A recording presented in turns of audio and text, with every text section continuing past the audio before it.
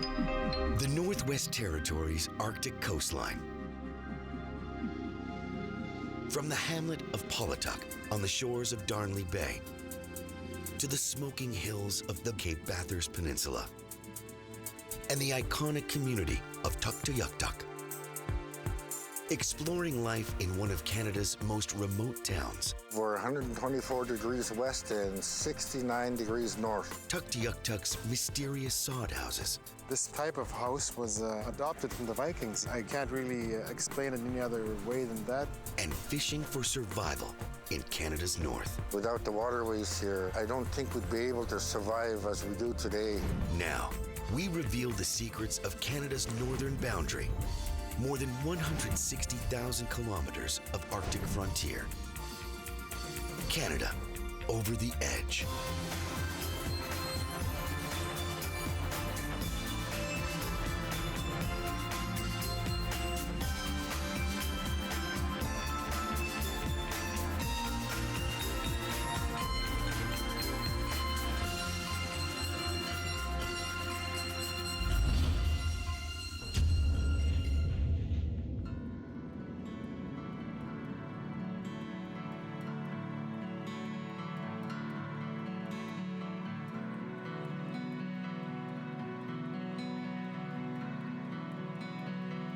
On the upper edge of the North American mainland, the Northwest Territories' Arctic coastline is one of the most remote regions on Earth.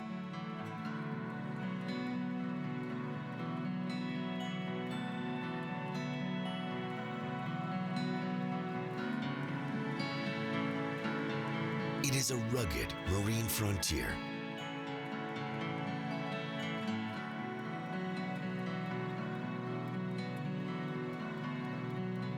Lined by scenic rolling hills and endless glaciated plains.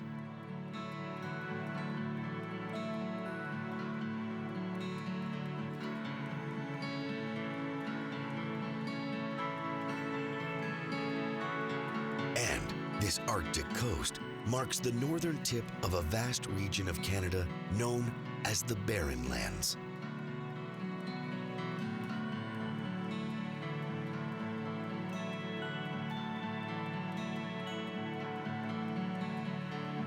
The Barren Lands measure more than 1 million square kilometers. 10% of Canada's entire landmass.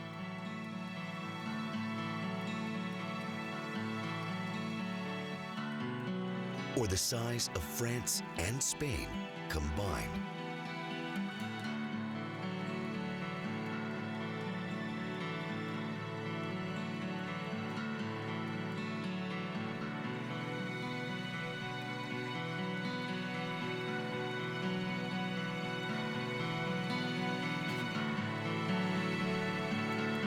Amazingly, the Barren Lands are mostly uninhabited, with one of the lowest population densities on the planet.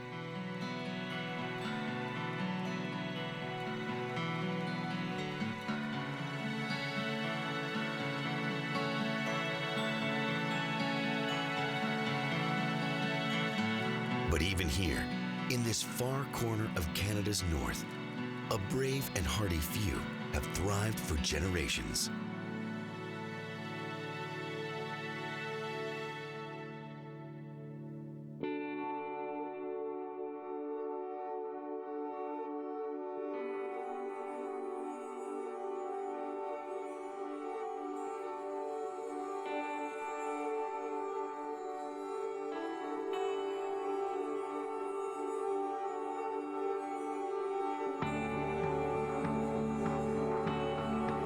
This is the hamlet of Pawlatuck, located on the shores of Darnley Bay, and one of Canada's most remote communities. The closest major centers here are Yellowknife, some 900 kilometers to the southeast, or the town of Inuvik, 400 kilometers west.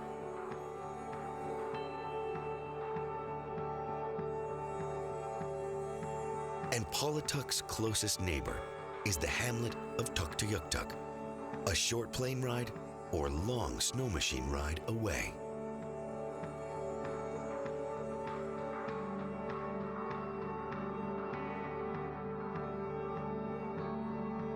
With no summer roads to the outside world, Pawlatuck is only accessible by sea or air.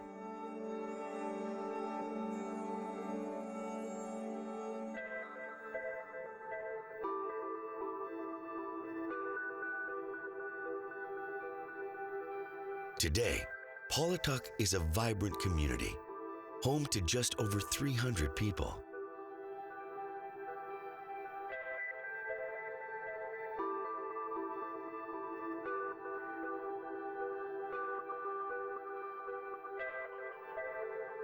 But the history of civilization here stretches back decades, with the word Pawlatuck meaning place of coal.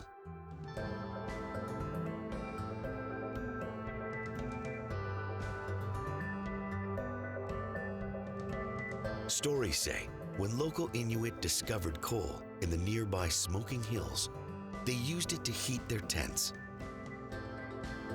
Upon seeing the soot it created, an old woman left her tent and exclaimed, "Pawlatuck." It would mark the beginning of a long legacy.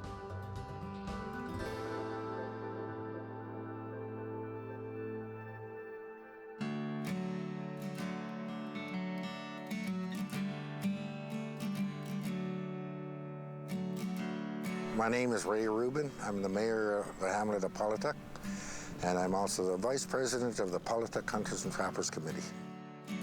Pawlatuck is in the northwest area of northern Canada. We're 124 degrees west and 69 degrees north on the map. While the official community of Pawlatuck was not incorporated until 1987, the region has been home to the Inuvialuit peoples, or Western Arctic Inuit, for much longer.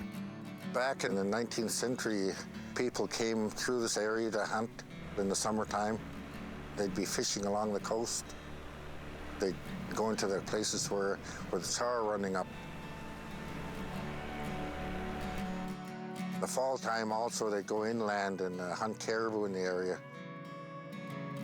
Mayor Ray Rubin can trace his family's history to some of those early settlers. People came around from the Mackenzie Delta in Inuvik and the Klavik area. They'd move around a lot.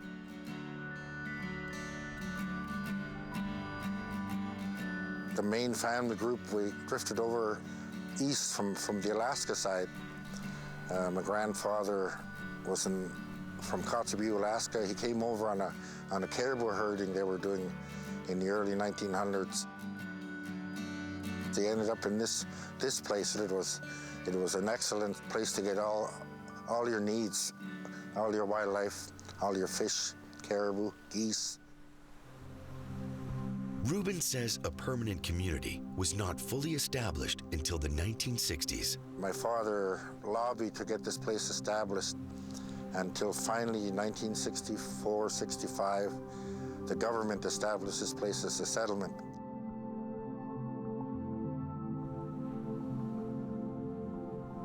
And while Ray Rubin can trace his ancestry back to Alaska, generations later, he says Pawlatuck will always be home. Well, being born in the area here, it's home. We're keeping busy with the season. We provide as much recreational activities as we can for the people. People that gather and socialize. Yeah, there's a whole new life, nightlife if you go out and check it out.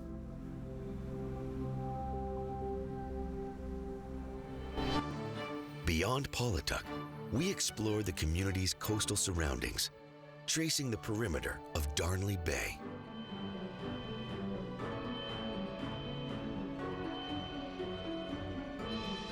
"30 kilometers to the northeast, we reach the Brock River Lagoon and the Brock River beyond.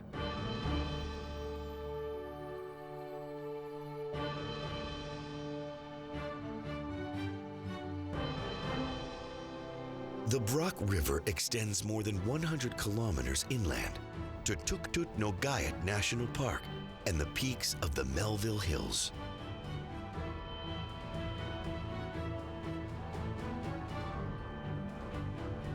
And as the land elevation rises, winter conditions quickly set in.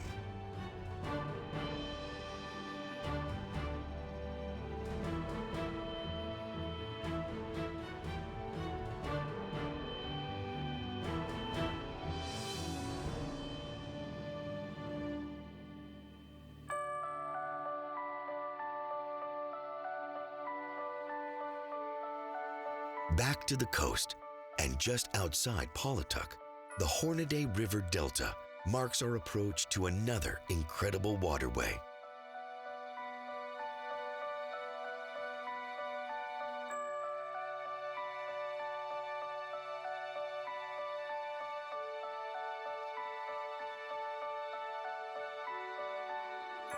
The Hornaday River is more than 300 kilometers long, lined by tundra and sparse Arctic vegetation.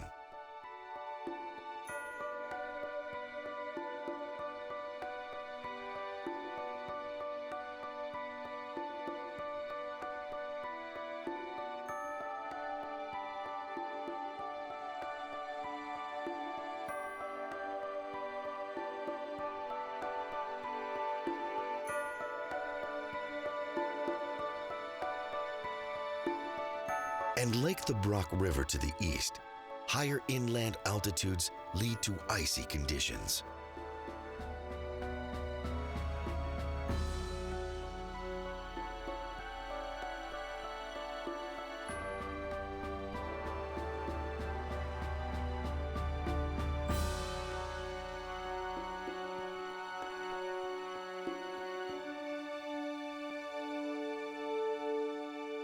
Finally, beyond one jagged rock wall, we experience one of the true wonders of the region.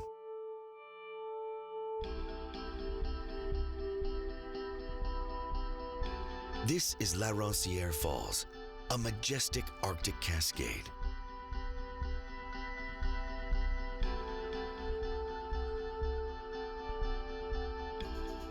Here, the waters of the Hornaday flow over spectacular sandstone and limestone canyon walls, deep in the Arctic wilderness.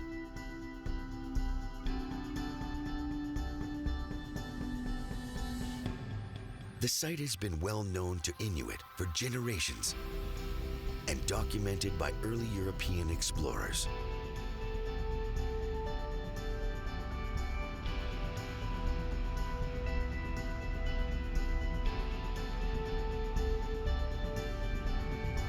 Incredibly, La Roncière Falls is as high as a 6-story building with 50 cubic meters of water per second flowing over the edge.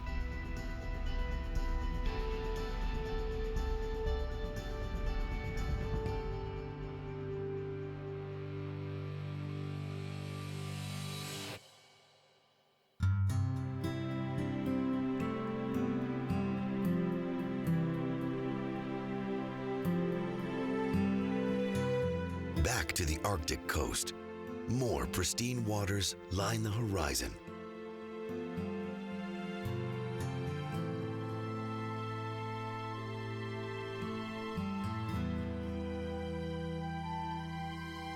And here, as we descend from the interior, snow and ice are replaced by the tundra of the northern barren lands.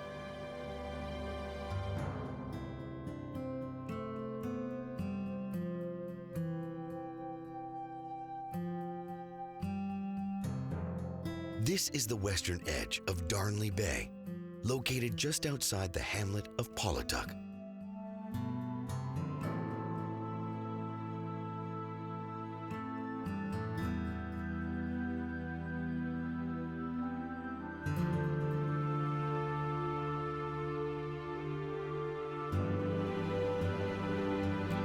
It is a scenic, sheltered waterway and a lifeblood for generations of Pawlatuck residents.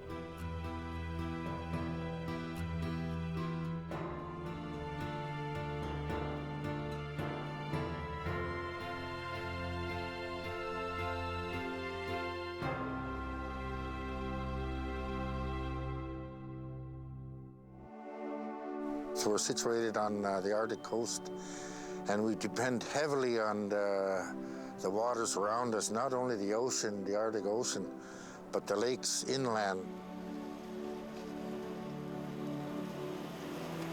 Now it's fishing time. People are out in the river now getting fish and char. It's just, you follow the season and you get what you can for the winter. Without the waterways here, I don't think we'd be able to survive as we do today. Mayor Ray Rubin says Darnley Bay and the waters surrounding offer prime fishing locations with plenty of fish to choose from.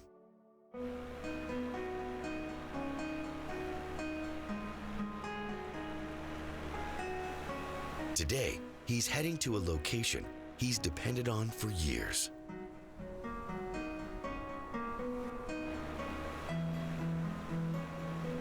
You can catch, 60 to 80 fish a day for the winter time to stock up. In July, we're fishing along the coast. As long as the ice stays in the area, the char, and for the most part, the big whitefish are along the coastline.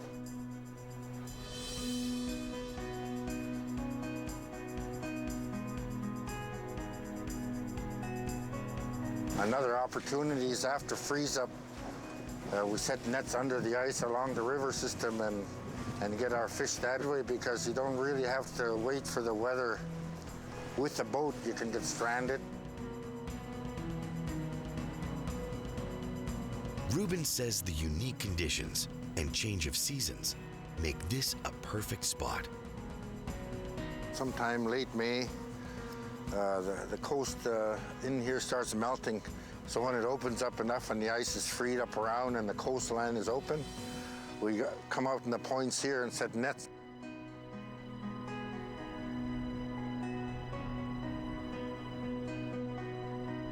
As long as the ice is moving around here, the char and the whitefish are in the area, and there's a lot of them. But one spring I was set up in the next point out, and I caught about 60 char. Rubin and his son begin casting their nets. It seems like a simple operation. A single wooden post, a gill net, and years of experience.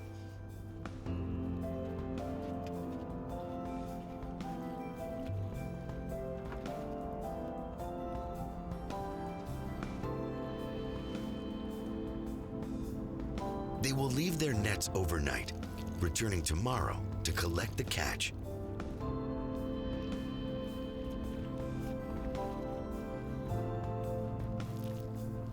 And while the food they gather will be crucial for winter survival, there is even more at stake. Fishing here is a family affair. I grew up that way, helping my dad, and a lot of it is hands-on. That's how we learn. With my boys now, and setting nets, telling them what to do and how to do things. I know when my dad started, I was active, I was young, like my son is now. A lot of things I can't do like I did when I did 30 years ago, and now they're taking that role where we've left off. And so a lot of the things here I'm doing, he'll do on his own as he moves on and then starts a family.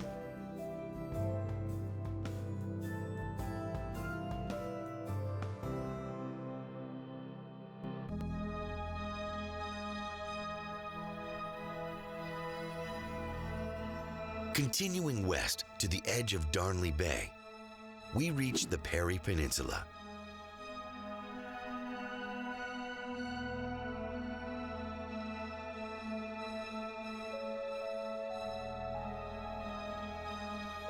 Here, we explore an even more remote region in Canada's north.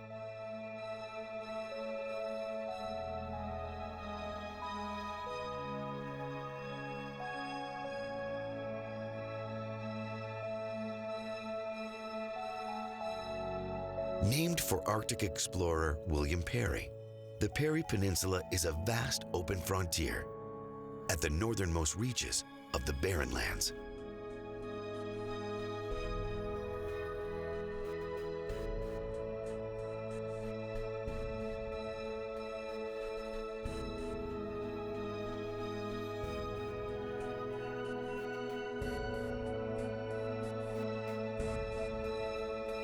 The peninsula is surrounded by Darnley Bay to the east, Amundsen Gulf to the north, and Franklin Bay to the west.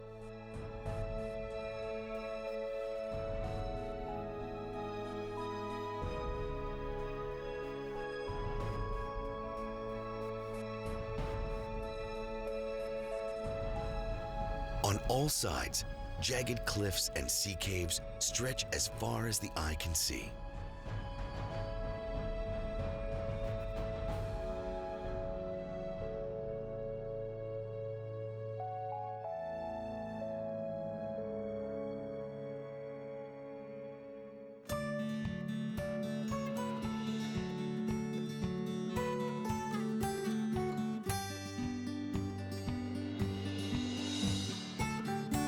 And while the Perry Peninsula is uninhabited, there are signs of human activity from long ago.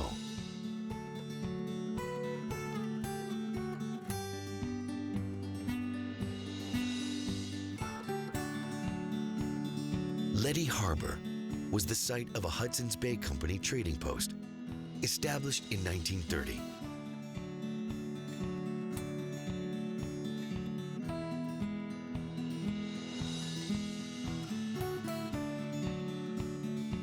The post served as a base for fur traders in the region, but lasted just 7 years, proving too remote to sustain constant trade.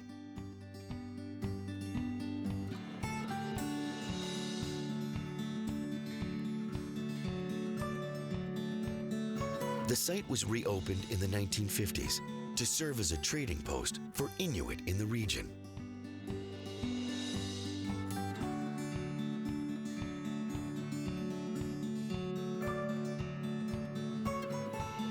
But it was shut again a decade later.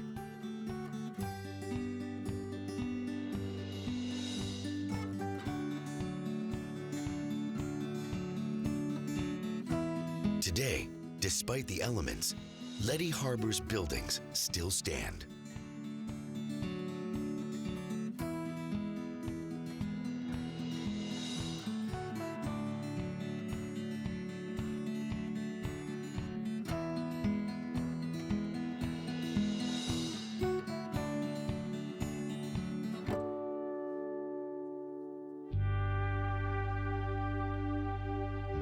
Further, in the distance, we see more signs of human activity on approach to the northern extremity of the Perry Peninsula.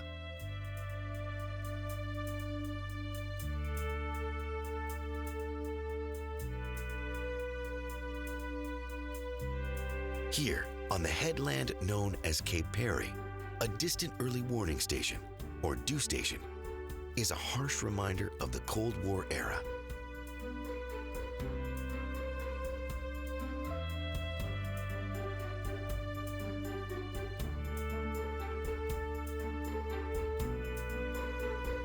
This radar station was one of dozens built in the 1950s, all across northern Canada.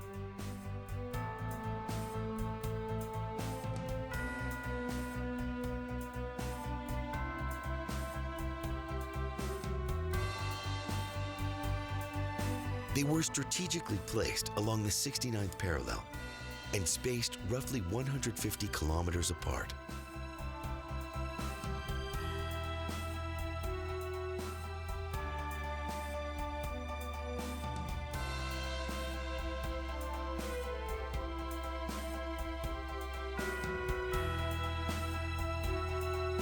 For years, these DEW stations were home to dozens of military and government officials, charged with detecting the movements of the Soviet military.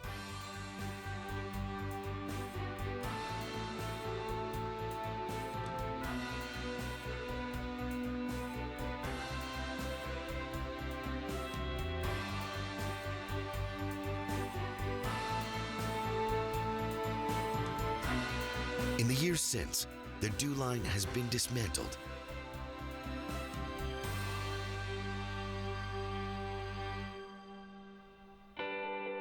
Today, the Cape Perry facility continues to operate as a weather station.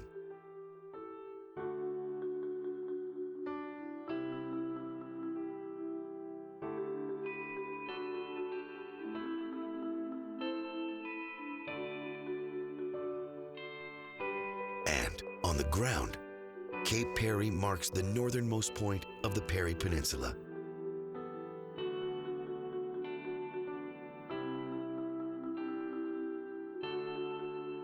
Featuring rugged limestone cliffs rising 20 meters above the roaring Arctic seas.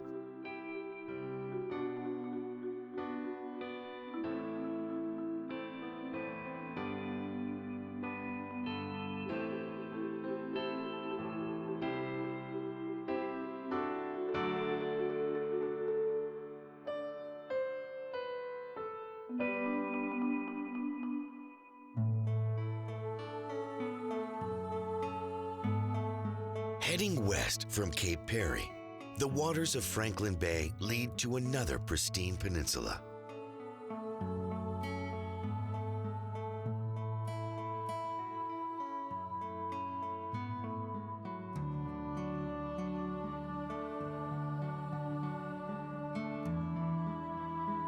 The Cape Bathurst Peninsula extends 100 kilometers north, a vast expanse of sandy beaches lined by low rolling hills.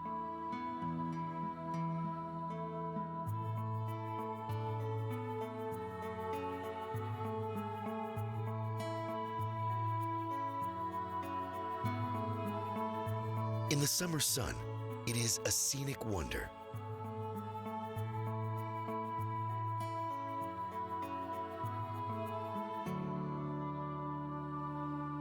But for much of the year, the Cape Bathurst Peninsula is buried in snow and ice.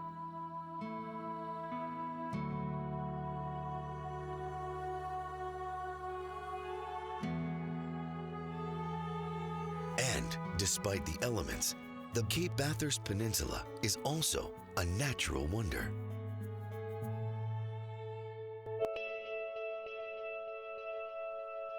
Its unique ecosystem is home to rare plant life, including a flower known as the hairy brea, not found anywhere else on Earth.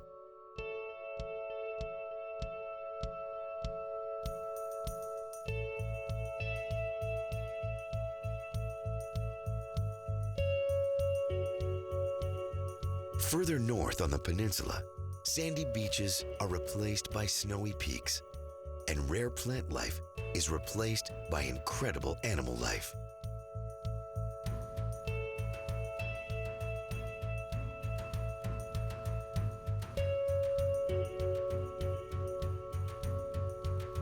Here, Arctic coastal grizzly bears are one of the few animals that brave these conditions. Their territory is vast, lining the Arctic coasts from Inuvik to the Coppermine River.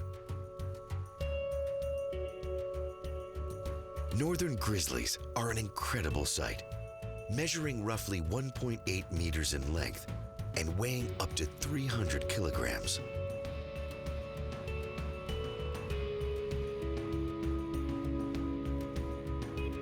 And here, in the remote northern reaches of the Barren Lands, grizzlies are scavengers, eating berries, sedges, lemmings, and squirrels.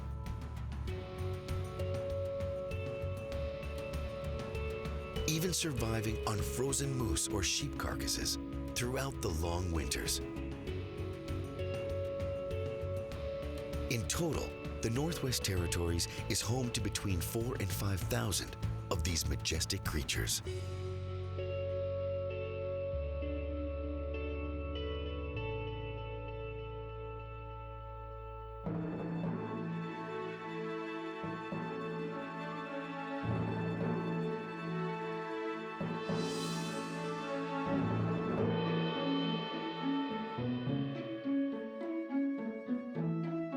And not far away, the Cape Bathurst Peninsula is home to another land mammal, the muskox.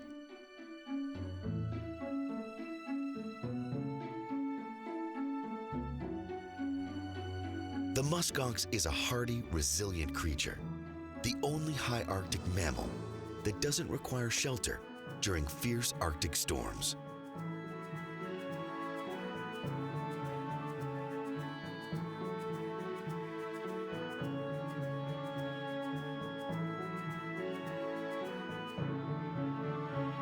Along with its inner wool lining, the animal is protected by a shaggy coat and an outer layer of long guard hairs that swing with the rhythm of the muskox's every move.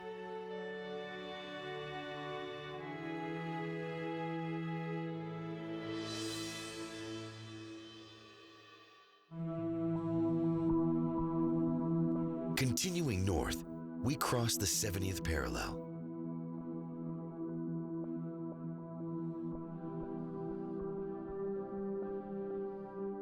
And here, from high above, we encounter an incredible geological phenomenon.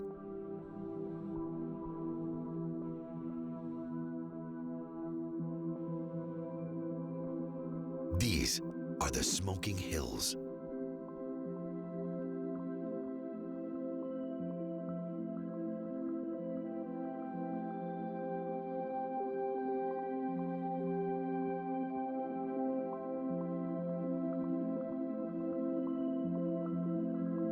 The Smoking Hills mark one of northern Canada's most unique features.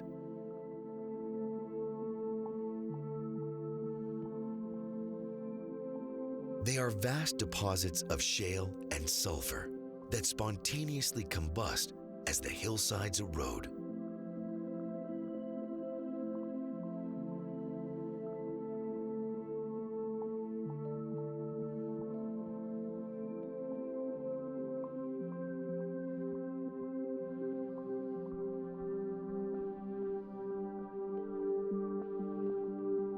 It is a phenomenon known to Inuit for generations, and one that was observed by the first European explorers.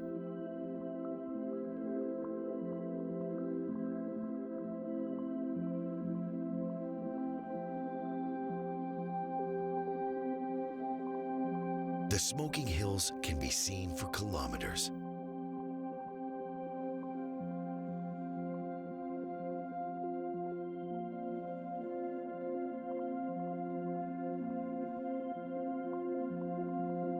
Amazingly, experts believe they have been burning for centuries and will continue for centuries to come.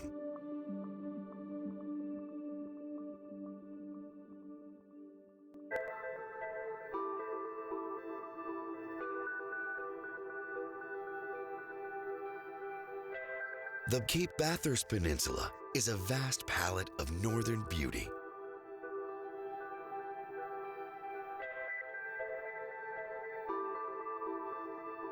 From snow-covered hills to pristine waterways. Heading west, we meet the contours of the Horton River.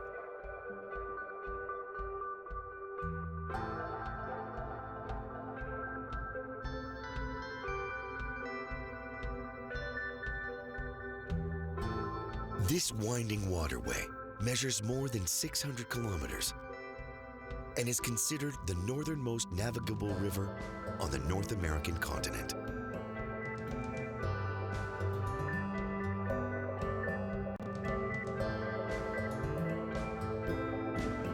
Further, on approach to the western boundary of the peninsula, snow-covered tundra leads to northern Canada's spectacular fall colors.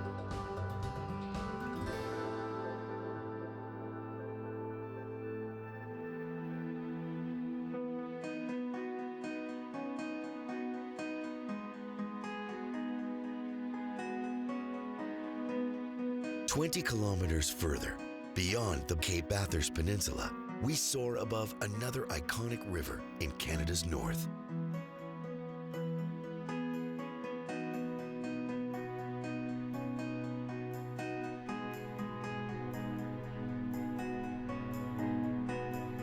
The Anderson River originates in the Great Bear Lake region.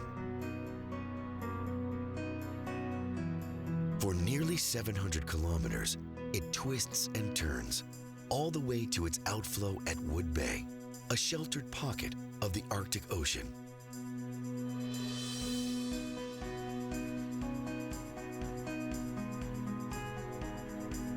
It is a pristine waterway and also a protected haven for wildlife.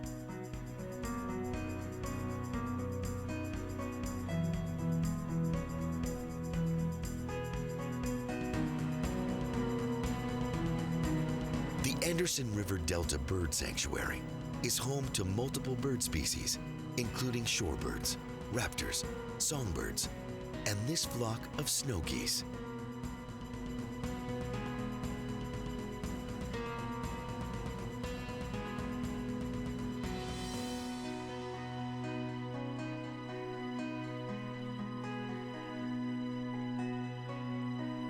In total, the Anderson River Delta Bird Sanctuary measures more than 750 square kilometers.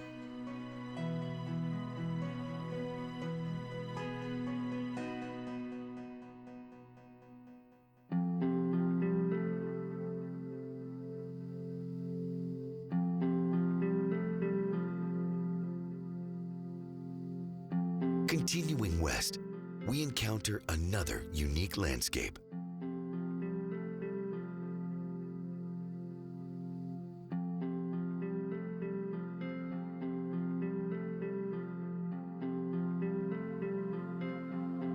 Unlike the Cape Bathurst Peninsula, the Anderson River region was covered in a vast sheet of ice during the last ice age.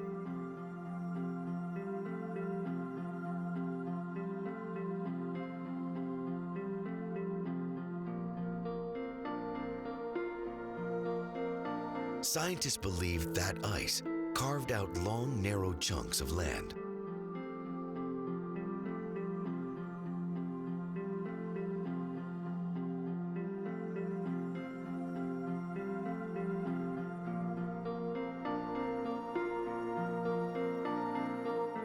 And as the glacial waters melted, they left behind a series of uniquely shaped lakes.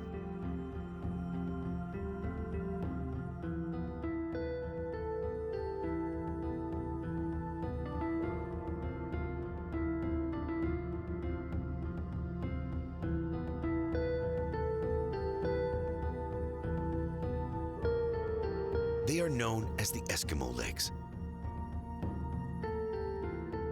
separated by skeletal strips of tundra, known as the Fingerlands.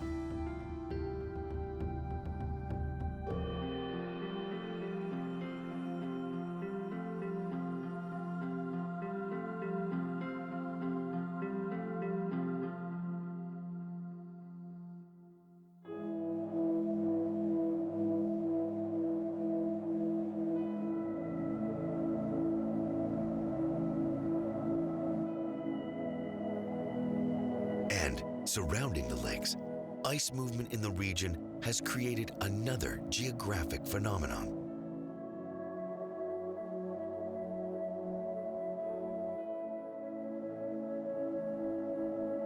Pingos are unique to the region surrounding the community of Tuktoyaktuk.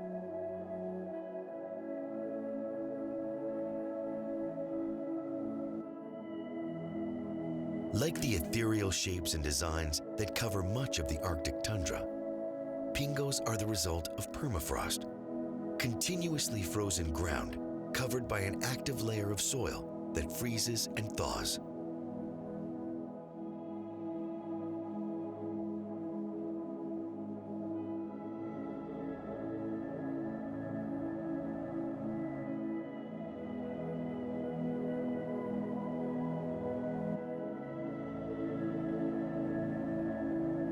Pingos are formed as that frozen tundra is pushed upwards by water pressure from underground.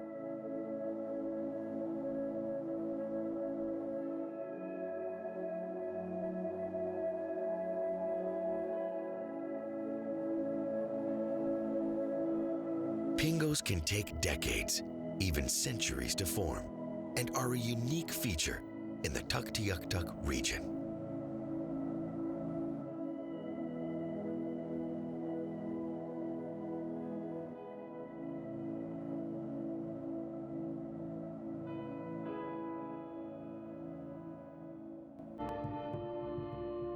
Set on the shores of the Mackenzie River Delta, the community of Tuktoyaktuk is one of northern Canada's best-known communities.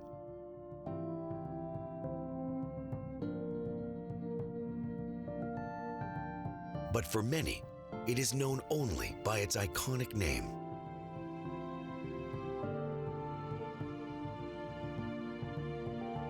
And like many northern communities, that name derives from an ancient story.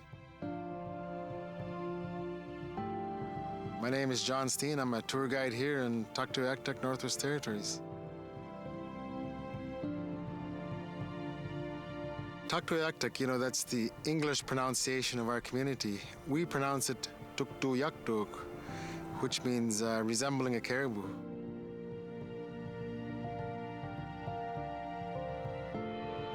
How the legend goes of how we got our name is that a hunting party that was coming to this area, they picked up an elderly lady with them at one time and they brought her here, and then they told her, when we get there, don't look at the caribou. So when she got here, she peeked through her hands and looked, and then when she did that, she turned the caribou into stone.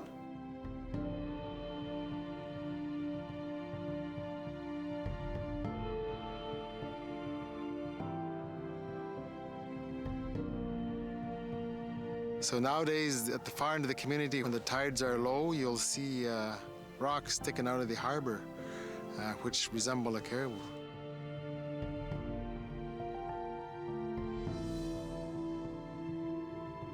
But today, John Steen says the community once known only by name is slowly becoming known by reputation, drawing visitors from around the world. Our population here is about 950 people, which is about 80% Inuvialuit people. There's a lot of amazing things to see here. This peninsula that we live on extends for 100 miles northeast. It's really unique. Steen says any tour of Tuktoyaktuk must start with the lifeblood of the community. He begins at the western edge of town. Welcome to the Arctic Ocean. This particular part of the Arctic Ocean is not very deep. From here to the Mackenzie River is only about 12 feet deep. It's very muddy, of course, from all the silt that's coming down the Mackenzie River, and it's very diluted too, so it's not so salty. From all the fresh water coming down the Mackenzie River. And also, though, this part of the Arctic Ocean is not very cold also, because it's very shallow. It's warmed by the 24-hour daylight. We're situated on the farthest point of North America and the farthest point you can drive on the mainland, so it's really quite unique exactly where we are.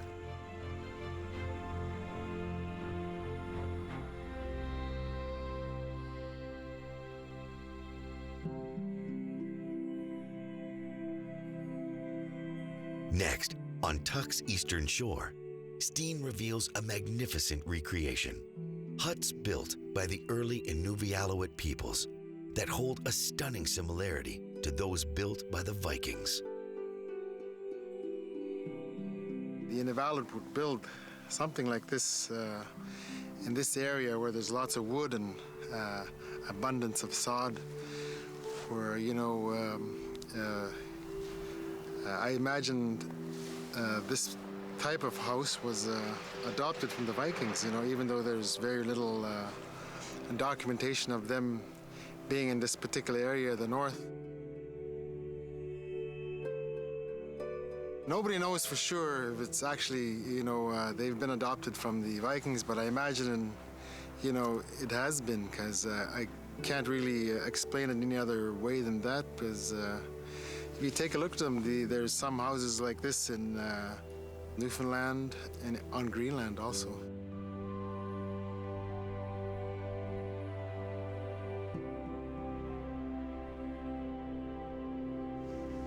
Okay, this is the interior of the sod house. This area would be the fire pit area, and then the areas for sleeping quarters and living quarters. People living in stuff like this in the late 1800s, early 1900s. A size like this, I imagine, you could fit a couple of families easy.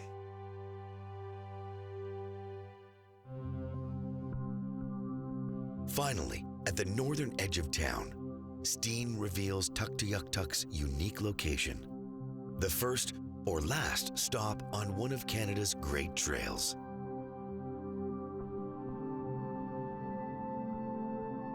This is our last stop on the tour. This here is the Trans-Canada Trail monument. For those of you who aren't familiar with the Trans-Canada Trail, it's a recreational trail that spreads across Canada, right from St. John's, Newfoundland, representing the Atlantic Ocean, and right to Victoria, BC, representing the Pacific, and here in Tuktoyaktuk, representing the Arctic Ocean. A trail that runs for 17,000 kilometers.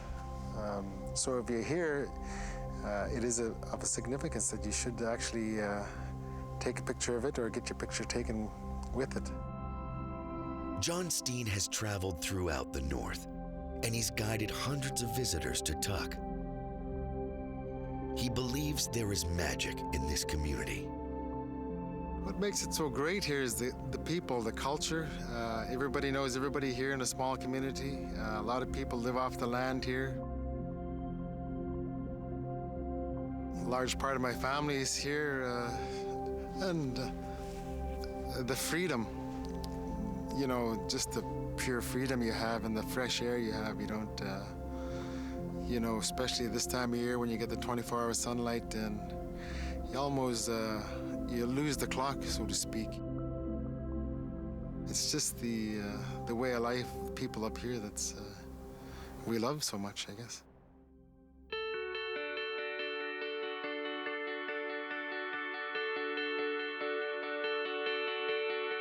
From the friendly hamlet of Polituk and the shores of Darnley Bay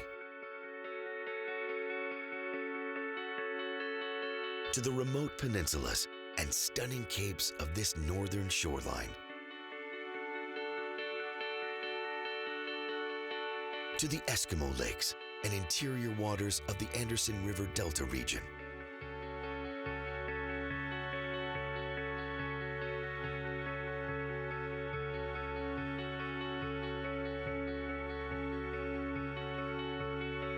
the Northwest Territories' Arctic coast is a mix of natural life and natural wonders.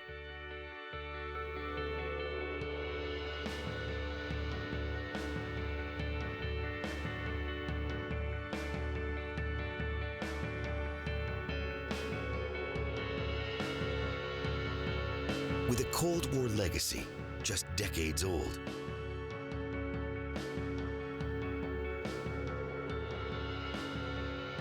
an Inuit cultural timeline stretching back centuries,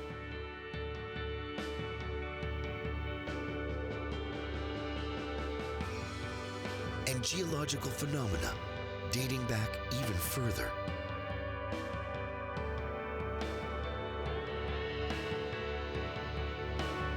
The story of this region can be told through the voices of its people.